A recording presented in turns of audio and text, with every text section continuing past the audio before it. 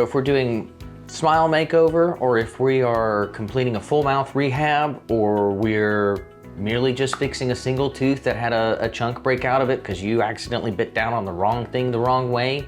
a dental crown is one of our original workhorses for replacement, repair, or makeover. You know, I mean, if the shape isn't right and it's a single tooth that's twisted in the mouth, we can cut it back and put a crown coping over it, and it's just like we did a round of orthodontics, but we did it in 2 appointments over the course of a week. If you need to have a crown, or we call it a cap, the functionality it can return to an individual is if you've had many fillings done on the tooth, and it's begun to break down on a semi-regular basis, or if it's been ground on for years and years and you can tell it's starting to get sensitive during your general function.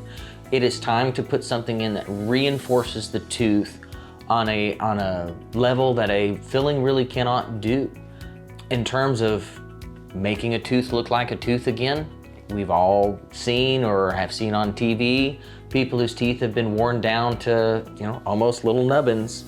And when you are putting in a reinforced restoration, that allows us to withstand the forces of the jaws that the normal teeth did not survive over time, and expands our options for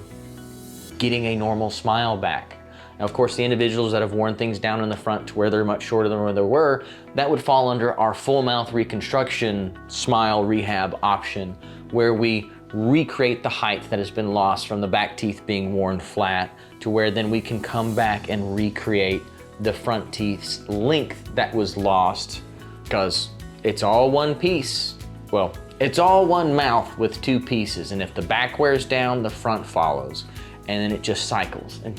unless we can find a way to balance things. And we do offer a occlusal adjustment at my clinic, which most times can help slow that process and avoid the full mouth reconstruction.